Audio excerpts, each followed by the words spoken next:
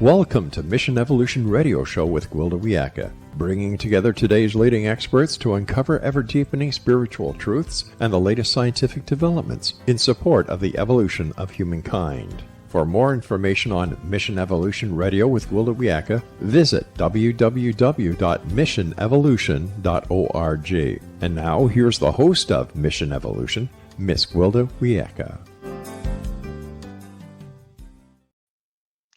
Many ancient traditions believed we dream our reality into existence.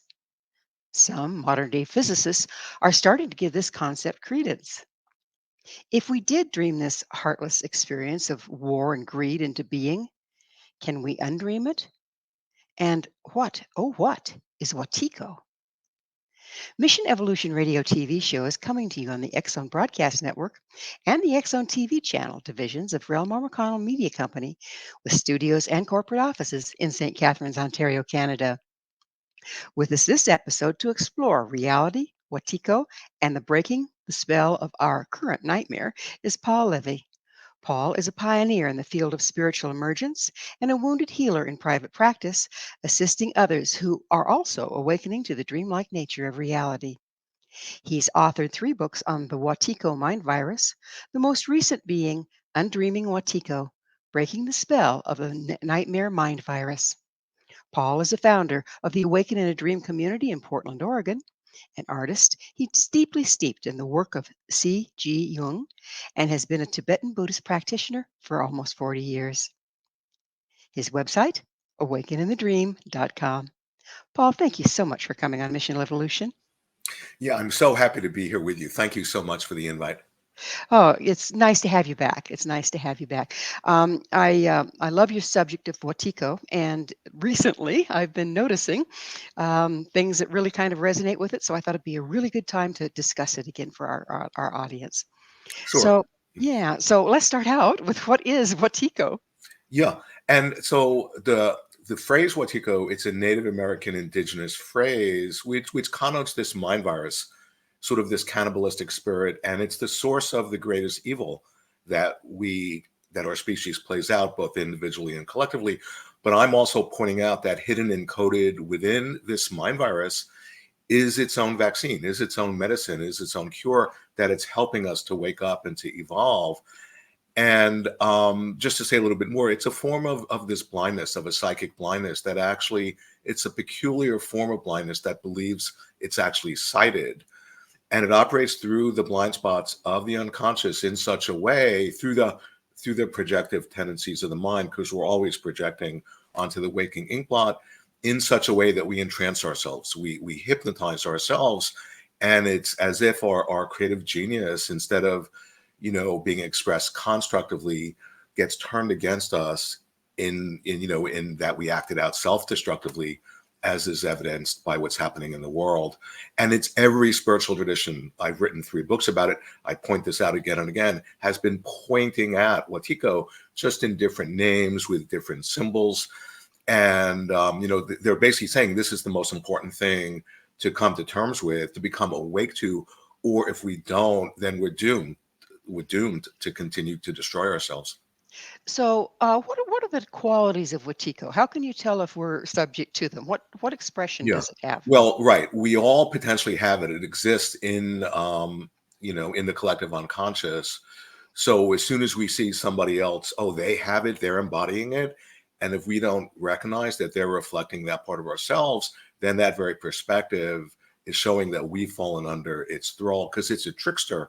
But there are certain key characteristics. For example, when we accuse other people of doing exactly what we're unconsciously doing, that's one of the chief features of Wetiko. And so projection?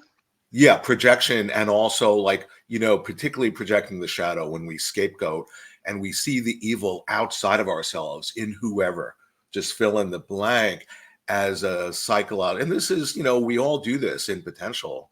It's a way of keeping ourselves, feeling righteous and all good and innocent. And so we see the darkness outside of ourselves, and that projecting of the shadow, that's really the deeper psychological dynamic that underlies and informs Wetiko. And it's a form of madness, and it's a collective psychosis. So what I'm pointing out, when people hear a mind virus and they think that's so woo-woo or new agey, in essence, what I'm pointing out is that the source and the solution of the collective madness that our species is playing out is to be found within the psyche. And that's a no-brainer, and that's basically what my whole work is trying to shed light on, and as individuals, each one of us shedding light on our own nature and our own darkness, we're then contributing in a very positive way, to peace in the world. Well, I can't help but notice. Of course, I'm in the on the leading edge of stuff all the time because I have to be so for the show. But I can't help but notice it seems like it's turned on high right now. Like it's getting the amplitude is going up and up and up Yeah, and yeah, up.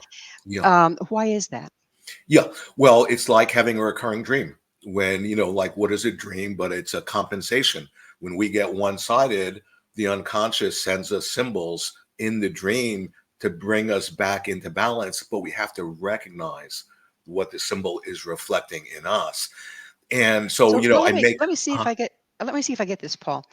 Um, so if it's increasing in our environment, that's a symptom of it actually increasing within. yeah, well, it's just like a dream, just like a recurring dream. If you don't get the message, you'll have a recurring dream and it gets more and more and more amplified until we finally have the recognition of what's being revealed to us. You see, the Wetiko virus, it's a revelation. It's revealing to us something really that's most important for us to know, not only our own shadow, but our own incredible light and creative genius. And it's reflecting back to us the profound importance that the human psyche plays in creating world events. Like the great psychiatrist C.G. Jung actually says the psyche is the greatest world power in the world by far. And but yet, because we don't recognize it, then we're dreaming up this collective madness. And I make a joke with my friends: if I had a publicity department, they couldn't do a better job publicizing my work than what's playing out in the world. And it all depends if enough of us actually awaken to something is being revealed to us. This is a living revelation, but if we don't recognize it, then we're fated to continue to destroy ourselves.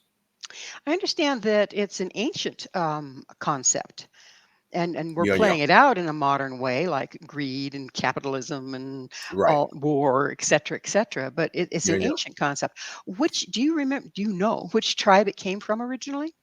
Well, yeah, I mean, in the word Watiko, it's Native American, whether it's the Cree Indians or the Ojibwe, but it goes way back to the Bible, and in the apocryphal text they talk about the counterfeiting spirit, and of course that got edited out of the actual canon of the Bible because I point out that Watiko was on the editorial board because it can't stand to be exposed. But the counterfeiting spirit, what that means is that it has no creativity at all, but it's a master impersonator. It puts us on, it offers us a limited version of ourselves. Oh, I'm wounded, I'm traumatized. And as soon as we identify with Watiko's version of ourselves, then it has us, then it can control and manipulate us. And so every spiritual tradition, and not just spiritual traditions, but creative visionary artists, philosophers, thinkers, that's what my work is about, is pointing out I'm just a translator. This has been the most important thing for our species to wake up to. And so many traditions and people throughout the centuries have been pointing at it, but we've been blind to it. Well, when you mentioned that we actually dream reality into being, Right. okay, it makes sense that something out there would love to be in control of what we're dreaming. Is this what Watiko does? Yeah, yeah. Well, I point out that Watiko, it's a dreamed up phenomena, as is everything. We're collectively having a shared dream, and not in a metaphorical sense, in a literal sense. This is nothing other than a collective dream. And that's what I began to wake up to 40 plus years ago. And and once you see the dreamlike nature of Watiko and of reality, you begin to discover we can undream it, that we actually have this unimaginably vast creative agency, that we're, to the extent we're asleep to our own creative power. It's as if the Watiko virus, which actually doesn't even exist independently of our own consciousness, will then plug into our own unconscious creative power and turn it against us. And that's actually what's happening. So what I'm pointing out is that when enough of us actually awaken to our own creative genius and have the realization that we're dreaming up exactly the evil and the madness that's playing out in the world, we can discover that we can undream that, and we can then create a world that's more in alignment with who we're discovering ourselves to be, which is that we're interdependent with each other. So, Paul, when was the first time that you first came across Wetiko? That's a very good question. And it was in my family. And without going into the story, it came through the person of my father. He just got so taken over, because he wasn't dealing with his own unhealed abuse or trauma that we all have. And he just totally, I'm the only child, he totally projected it on me and acted it out. And I was, like every kid, I was a very sensitive, person. And it created enormous suffering for me. And I went so deeply inwards, to deal with my suffering, that I had this life transforming spiritual awakening. This is 1981, in which I began to recognize, oh my God, this is a collective dream, and we can wake up in this dream just like we can in our night dream. But I was so excited, it got me in deep trouble. And I immediately got thrown in mental hospitals and told, oh, you're mentally ill. And I knew I wasn't. I knew they were just ignorant. And I was fortunate to be able to get, through that experience. But then I began to realize the same darker force that was coming through the person of my father was coming through this system of psychiatry. And then I realized, like iterations of a fractal, it was coming through the body politic of humanity, that it was playing out in the world, that same evil force. And that's when I began to realize, wait a second, that's interfacing with my own mind. It's not separate from me. And that's when I began to realize, oh my God, there's like this non-local darker force enfolded within the field of the non-local field of the universe, including myself and my own mind.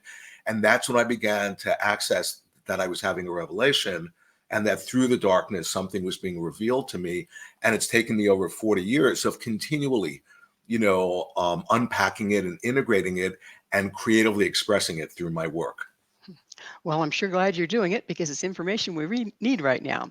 Yeah. It is time for a station break. Paul and I will return very shortly, so don't go away.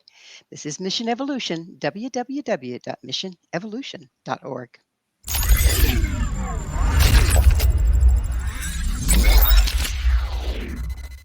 Whether you're a skeptic or a believer, join me, Rob McConnell, on the X Zone Radio Show, as together we will investigate the world of the paranormal and the science of parapsychology. Join me and my special guests from around the world each and every night as we investigate UFOs, ghosts, psychics, Bigfoot, conspiracies, and much, much more. Dare to believe and dare to be heard on the X Zone Radio Show with Rob McConnell, Monday through Friday at 11 p.m. on your hometown radio, Classic 1220, classic1220.ca.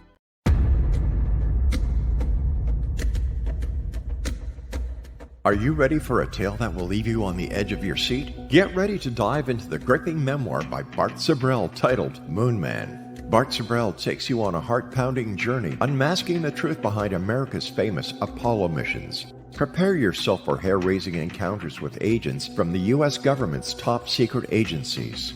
In Moon Man, Sibrel fearlessly reveals his real-life espionage adventures, shining a light on one of the CIA's best-kept secrets.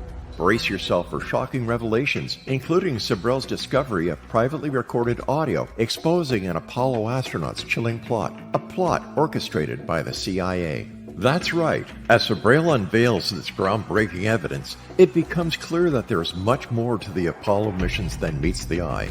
Could it be that we've been deceived all along? Moon Man is a gripping page-turner that challenges everything you thought you knew. It's a mind-bending journey into the unknown, where the line between truth and fiction becomes blurred. Don't miss this opportunity to uncover the secrets hidden for decades. Let your curiosity guide you as you join Bart Sibrel on his quest to find the truth. Moon Man, available now at Sibrel.com. That's Sibrel.com. Prepare to have your beliefs shaken to the very core.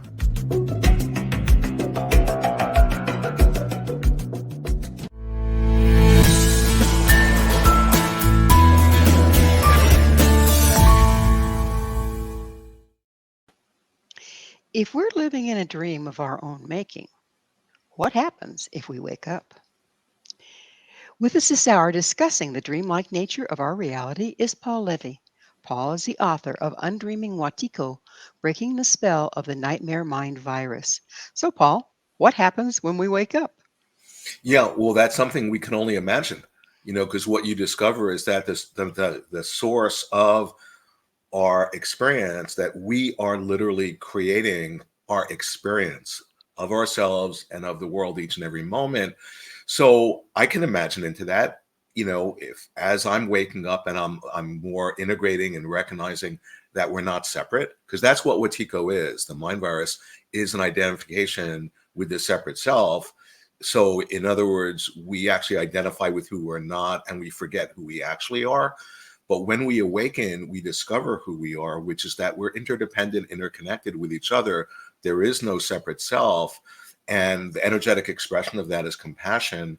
And then I imagine when I connect with other people who are also awakening and it's snapping out of the spell of the separate self, that is the spell of the nightmare mind virus, then we can actually get in sync with each other and actually support each other and get in phase with each other such that we support each other's awakening. So instead of it being a competitive thing, it's like, no, if I help you awaken, it helps me because we're not separate. And when enough of us connect in that way, and this is new age woo theory, magical thinking, this is actually the truth of our situation. When sufficient number of us awaken in that way, we can connect with each other and we can literally change the waking dream we're having. And that is to realize we are consciously participating in our own evolution. That's what's being offered to us. But if we don't recognize that, then like I keep on saying, we're fated, to continue to destroy ourselves. And a fine job we're doing of it too. So, Yeah. um, the the thing is greater than the sum of its parts. So, if you get two people together in agreement on we're living in a dream, that's more than two people's worth of power, right?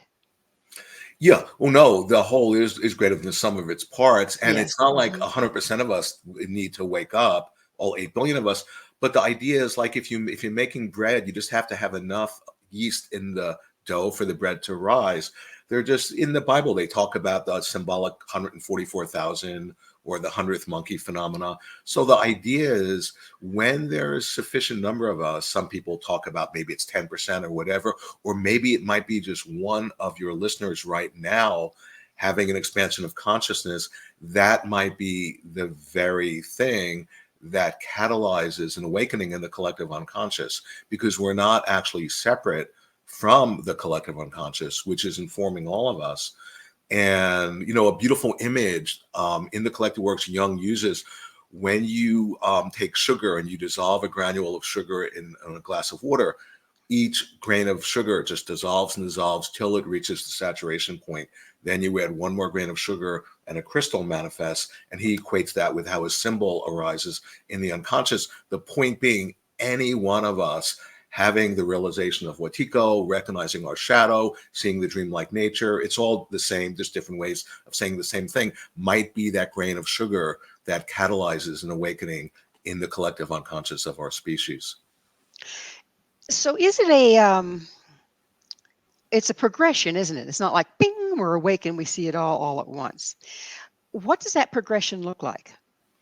Yeah, well, I mean, you could say it's a progression, it's a process, and it's happening right in this moment, and it's all depending on what if you recognize that, and then just to creatively answer your question, what does that look like? That progression?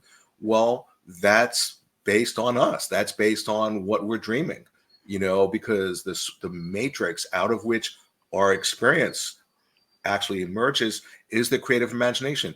We are the ones who are interpreting the inkblot of our waking dream. We're the ones who are placing meaning on it. There's no one else doing that to us. We're doing that. And this is what quantum physics has pointed at. It's discovered this, that, we have this incredible creative agency and power in conjuring up our moment by moment experience. That's why I have a whole book that I wrote on quantum physics, because the revelations from quantum physics are the medicine for the Watiko mind virus. So, if we're dreaming this reality, each one of us is dreaming a different reality, right? Right. Doesn't it make it impossible to come together? No, well, the fact is, yeah, it's sort of like this. If in the sky there's this rainbow, and you and I are seeing the rainbow, we're not seeing an objective rainbow. There is no objective rainbow. You're seeing your private rainbow. I'm seeing my private rainbow. But there's an agreement. We've learned to create like a shared reality that we can navigate together. You know. But that being said, 8 billion of us humans, in addition to all other sentient species, are moment by moment unconsciously dreaming up this world to manifest the way it is. You see, and one way of understanding that really simply, because it's so profound, if you're in a dream, what is a dream but a reflection of the mind? You're holding a viewpoint in the dream being a reflection of the mind has no choice but to, shapeshift and reflect back the very viewpoint you're holding. Now you have evidence that what you're seeing is objectively true, which makes you even more fixed in your viewpoint. And the more fixed in your viewpoint, the more the dream, which is just a reflection of your mind, will offer you all the evidence confirming the objective truth of your viewpoint. That's an infinitely self-reinforcing feedback loop. And the source of it is our own mind, in which we hypnotize ourselves by our own creative genius. Understanding that's a way of understanding what I'm pointing out, that we are all these creative geniuses who, to the extent we're unconscious of that, it gets turned against us in a way that's killing us. So, as more of us awaken to that fact, does the reality that we've created start to kind of pixelate so it's easier to see through?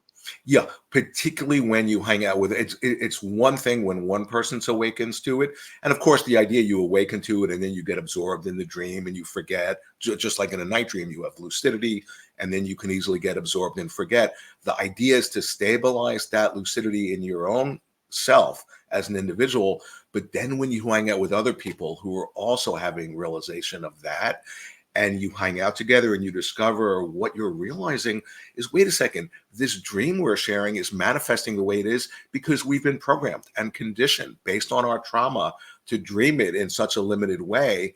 And seeing that is to be snapping out of that programming, of that conditioning. And we can then discover, at least I imagine, that we can put it's what I call the sacred power of our dreaming together in a way where we can change the dream. And this is evolutionary. And this is what this is all about. What's happening in the world is all about revealing this to us. But getting people together and consciously influencing the dream we're in, isn't that what cults are made of?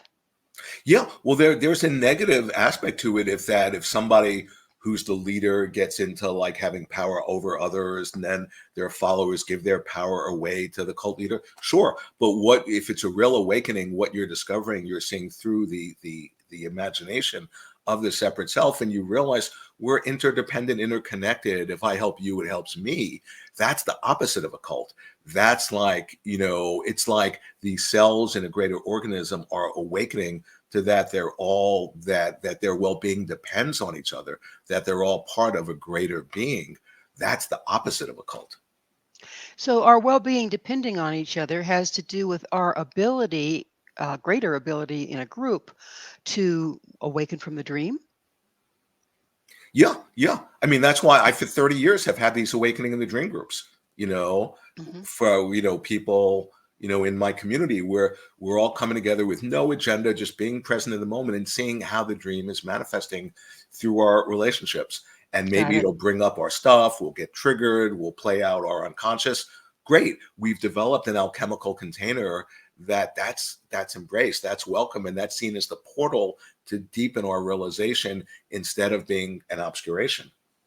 So, is the experience of awakening from the dream, you start to awaken as an individual, and then you slip back into the dream if you're with people that are still in the dream, but you can slide back into the new reality if you're with people that are in agreement with that. How can we as individuals stabilize so Yeah, that yeah. we're Well, there? that's why, I mean, I'm a Tibetan Buddhist practitioner. You can see by the shrine in back of me, and they talk about the Buddha, Dharma, and the Sangha, the three jewels, the teacher, the teaching, and the Sangha. Many teachers are saying that's the most important of the jewels in this moment in time. That's the community. Just like in the Bible, or no, the Buddha said, don't hang out with fools. When you hang out with people who are asleep, it's contagious. And it's like you become infected by their mind virus. And then if you're not stabilized, you all start falling asleep. But when you hang out with people who are doing their inner work and are really self-reflecting, that becomes contagious. That creates a field that's potentiated for awakening. So when you hang out with other people who are also awakening, then it helps all of us to stabilize and to deepen and to integrate our own awakening. And what I'm pointing out is that when you get sufficient number of people who are really integrated in that way, they can make a real difference in the world in changing the waking dream. And that's, once again, not just new age magical thinking. That's like the reality of it. Well, we're about out of time in this segment, but I do have one more question to throw at you. From what you're saying, it seems like the job, of course, is an internal one, but is it part of dismantling our damage and our triggers before we can become clear? Yeah, we have to. We're all in trauma. I mean, I've been screaming for 40 years how, like, in trauma I've been. And, all of us are in trauma. We're all wounded. But we have to be able to shed light on that, to deal with that. And that then connects us with the archetype of the wounded healer, which is the shaman. And I've written extensively about that. Yeah, The archetype that's activated in the psyche is the.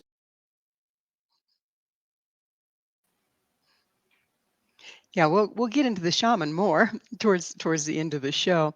But for now, having to do our internal work, can't Wetiko trick us out of that as well? Yeah, absolutely. Wetiko is the trickster par excellence. So it's a deceiver. So oftentimes we're like seeing our shadow, but then it easily becomes just the idea of our shadow instead of a real, like sort of confrontation with our own darkness.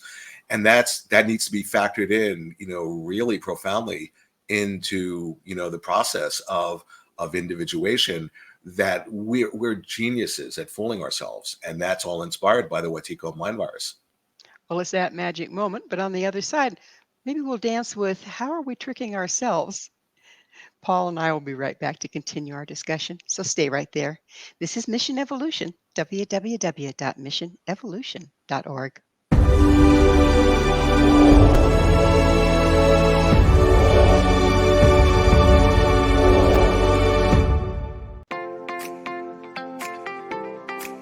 Are you interested in evolving with the times and becoming all you can be? Don't you wish there was one place to find the latest information to help guide you through the process? I'm Gwilda Wiyaka, host of Mission Evolution Radio TV. Join me on my mission to find the latest evolutionary knowledge and tools. The guests on Mission Evolution are leading experts in a wide variety of divergent topics, including allopathic, holistic, and integrative medicine, epigenetics, enlightenment, quantum physics, meditative practices, environmental issues, spiritual evolution, trauma healing, and so much more.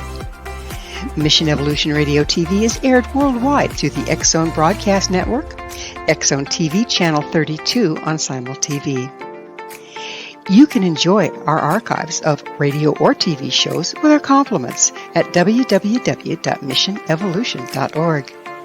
Come see the amazing lineup of guests and topics. With more than 200 episodes to choose from, you're sure to find what you're looking for. Visit www.missionevolution.org. Whether you're a skeptic or a believer, join me, Rob McConnell, on the X-Zone Radio Show, as together we will investigate the world of the paranormal and the science of parapsychology. Join me and my special guests from around the world each and every night as we investigate UFOs, ghosts, psychics, Bigfoot, conspiracies, and much, much more. Dare to believe and dare to be heard on the X-Zone Radio Show with Rob McConnell, Monday through Friday at 11 p.m. on your hometown radio, Classic 1220, classic1220.ca.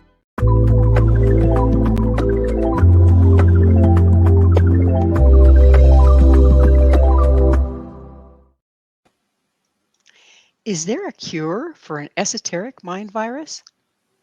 This is Mission Evolution, missionevolution.org. With us discussing the ancient concept of Wetiko is Paul Levy. His website, awakeninthedream.com. Paul, if Watiko is indeed a virus, it seems like we all already have it. Where did it come from? How did we catch it?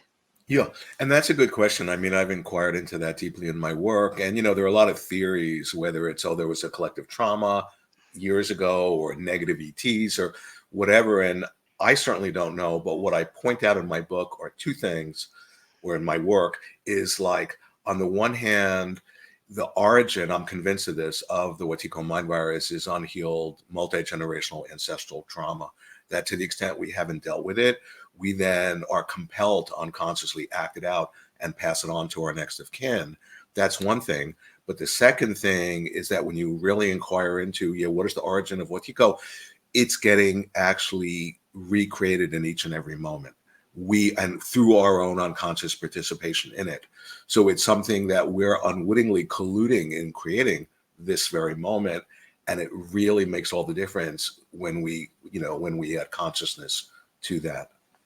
Let's add a little bit of astrology to it, if you will. But I mean the ancient one, like the Mayans did. So our astrology that we deal with today has to do with the planets and where they are in the constellations. But their astrology at the Mayan calendar, why it's so accurate, is because it relates to the movement of within galaxies.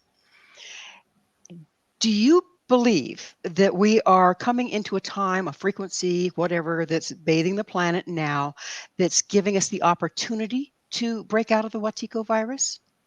Yeah, no, I definitely do. I mean, I point out that Watiko, it's a quantum phenomena. And what I mean by that, just like in quantum physics, they discovered, the nature of light, it's a wave or particle, depending on how it's observed.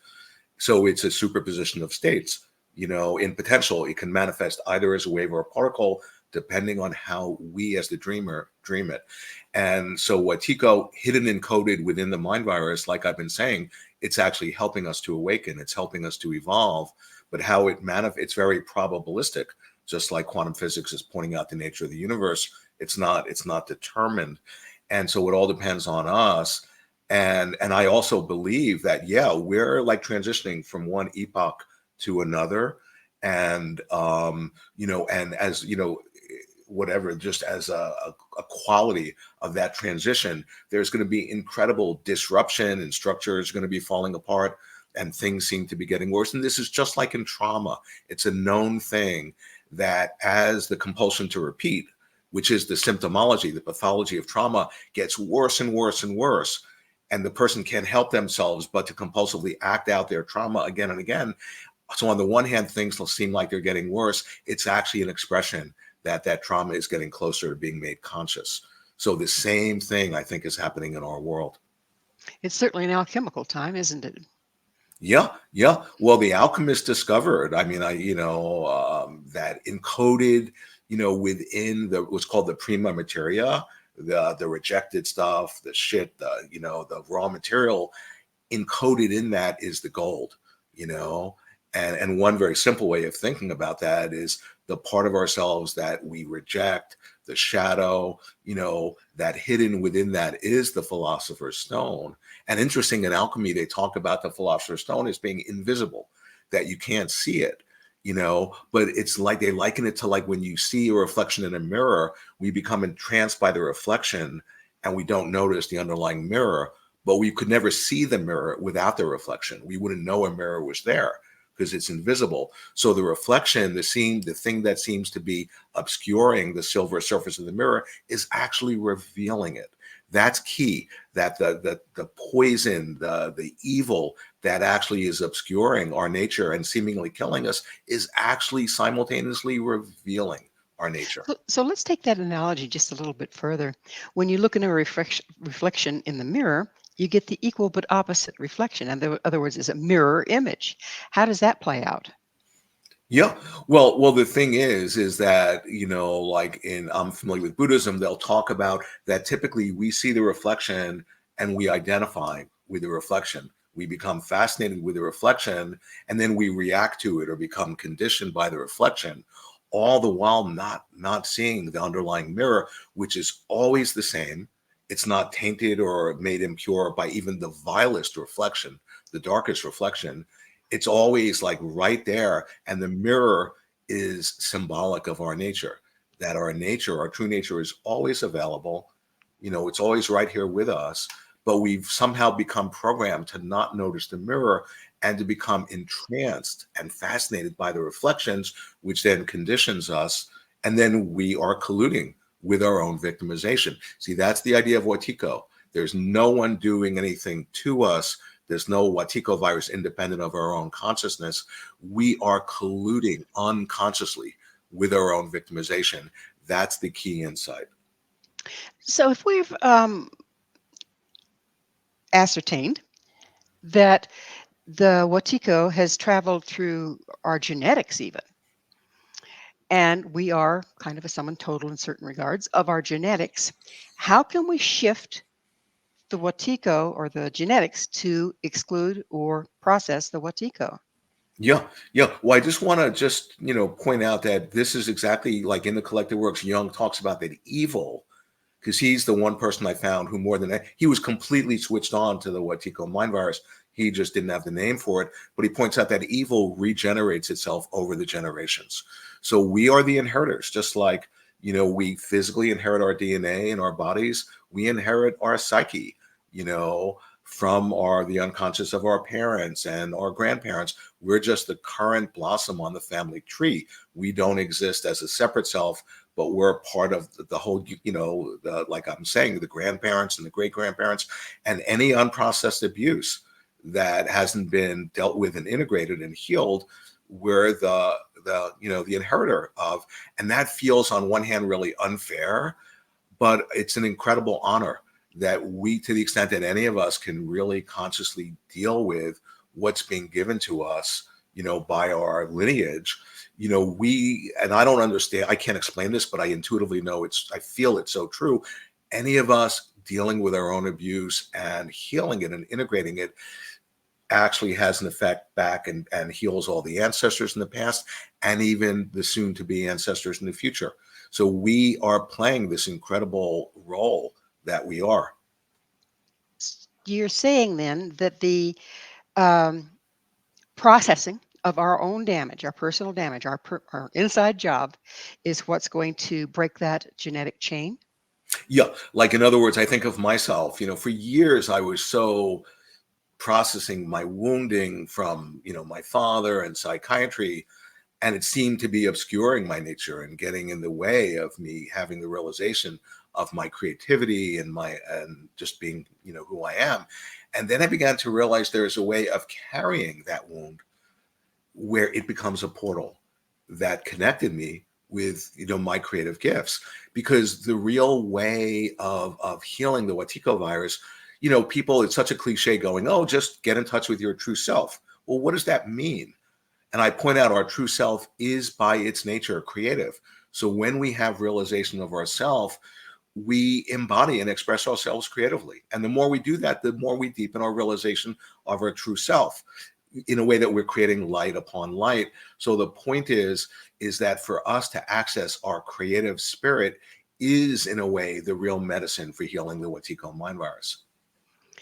Well, somebody's in contact with our creative spirit, but it's not us right now. So it's creating what we're looking at. Yeah, because we've outsourced. Because we're so unconscious of our creative, just like a dream. I mean, if somebody came into my office today and shared a dream, and the dream was exactly what's happening in the world, I would interpret it by saying, well, clearly you're not in touch with your own creative agency. And seeming external forces, the power of the state, are picking up your own creative power and turning it against you. And what the dream is showing you is for you to become more intimately familiar with your own creative power. And because we all have that every moment. If we're working on processing, to back up just a little bit, it seems like there's a tendency to get caught up in our stories, to get caught up in suffering over our suffering, Right. and that doesn't move us forward. How can we find that sweet spot where we're doing the processing, but we're not re-injuring ourselves?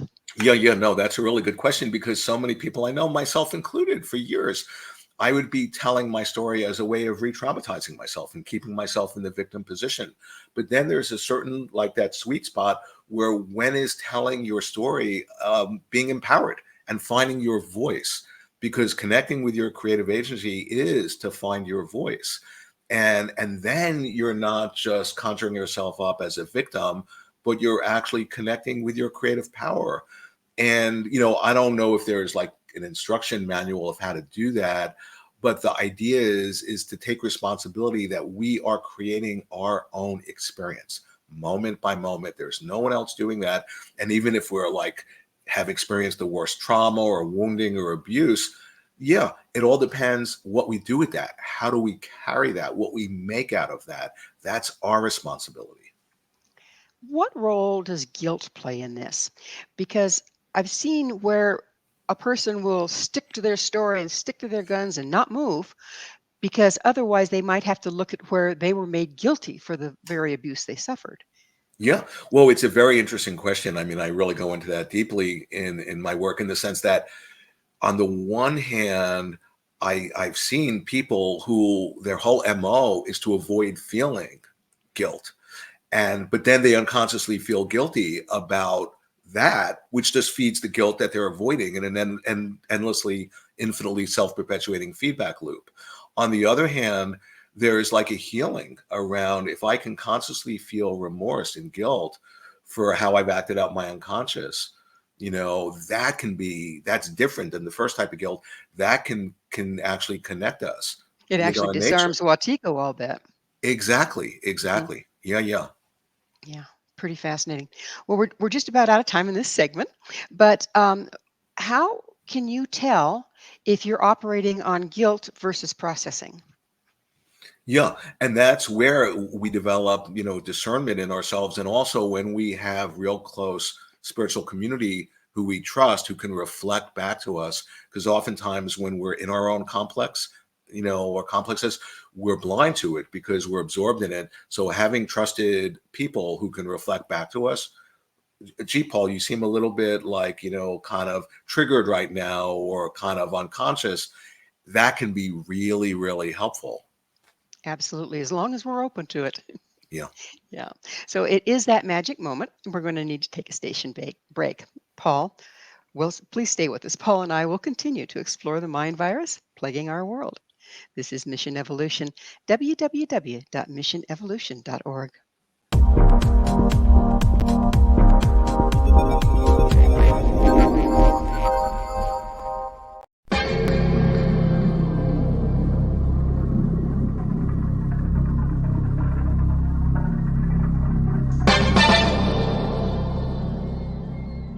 Are you ready to dive into the mysteries of the unknown? Tune into the electrifying X Zone radio TV show hosted by the one and only Rob McConnell. I'm Rob McConnell, and get ready for a mind-bending journey through the unexplained phenomenon that surrounds us all. From UFO encounters to cryptids, ghosts, and everything in between, we've got it covered here in the X Zone. Rob McConnell, the seasoned investigator and renowned radio personality, brings you the most compelling interviews with top experts, authors, and experiencers from around the world. Each episode is an unforgettable exploration into the depths of the extraordinary. That's right, X Zone Nation. Join me every week as we open the door to the supernatural and explore the strange and amazing stories that will leave you questioning everything you thought you knew. And it's not just radio anymore. With our groundbreaking TV show, you can now witness the sessions unfold right before your eyes. From chilling reenactments to captivating visuals, prepare yourself for a multimedia experience like never before. With a legacy spanning over 2 decades, the X Zone Radio and TV show with yours truly, Rob McConnell, is your ultimate source for mind-blowing entertainment and thought-provoking discussions. Join our growing community of truth seekers as we continue to unlock the world's mysteries. So, why wait? Step into the X Zone and embark on a journey that will challenge your beliefs, ignite your curiosity, and keep you on the edge of your seat. Remember, X Zone Nation, the truth is out there, and it's waiting for you right here on the X Zone Radio and TV show with yours truly, Rob McConnell. Don't miss a minute of the action. Tune in now on your favorite radio station or visit xzoneradiotv.com to join the adventure. The X Zone Radio TV show with Rob McConnell, where reality meets the unknown. The X Zone Radio TV show, unraveling the secrets of the universe, one episode at a time. For more information, visit www.xzoneradiotv.com.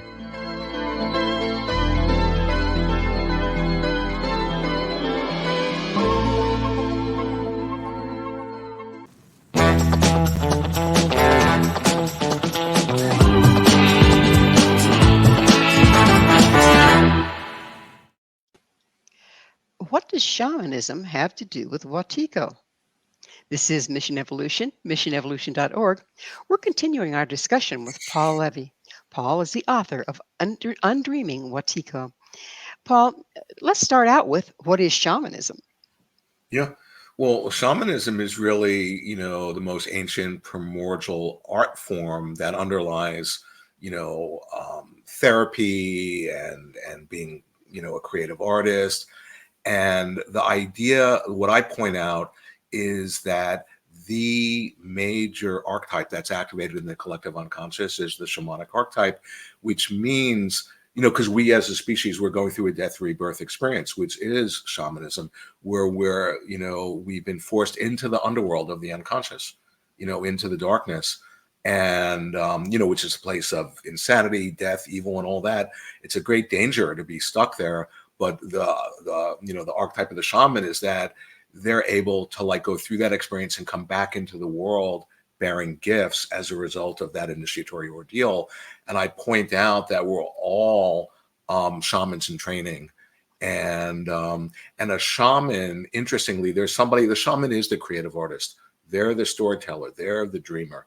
And a shaman is so empathic that they will literally take on the illness of the person or the community they're working with, and taking on as a double meaning. It means to have it out with and to take it within themselves.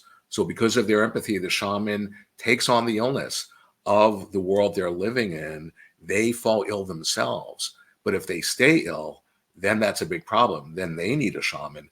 But the idea of an accomplished shaman is they're able to then find their way back to the self, to their wholeness through falling ill, and thereby metabolizing the illness. And by doing that energetically, they're helping other people in the non-local field. It's like they're helping to clear that pathway in the psyche, which makes it more probable that other people will also find their way back to their wholeness, but even in a deeper experience of their wholeness. And what I'm pointing out, we've all been made sick by the collective madness. So we're all potential shamans in training, and the shaman is the wounded healer. So as we go through that, and the shaman is the creative artist, and we access our creative expression, finding our voice, whatever medium it is, then that's the contribution that any of us can make for the insanity that's happening in the world. Does the shaman take on the illness in order to create a energetic or frequency antidote? Yeah. Well, they do that by they experience the illness as an inside job. By taking it in, they realize now they have to deal with the very illness that the seemingly outside world is dealing with.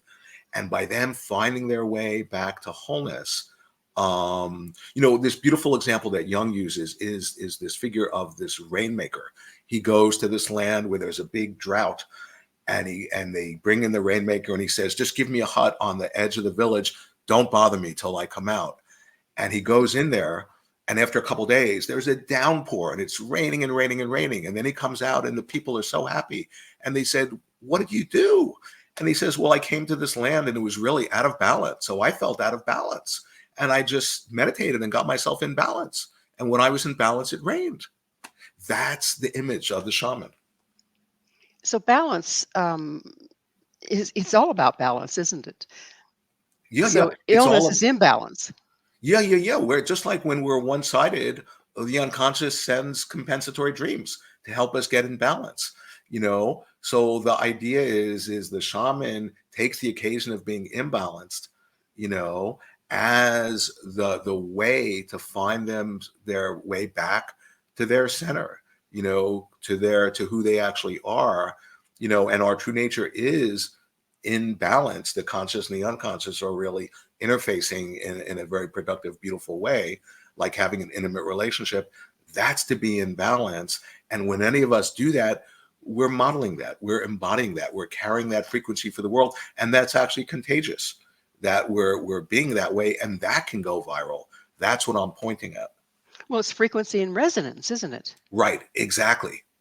Sure. It's like when I'm around my teachers. I'm fortunate to have these incredible teachers, from the East, from Burma, Tibet, and just people just so want to be around them because they're so congruent and they're so at ease in themselves, and they're just embodying being a loving, compassionate human being, that invokes in all of people who connect with them that same frequency, you I know. like the way you say embodying because when we're taught, you know, morals and the right thing to do, we're kind of pretenders to the throne.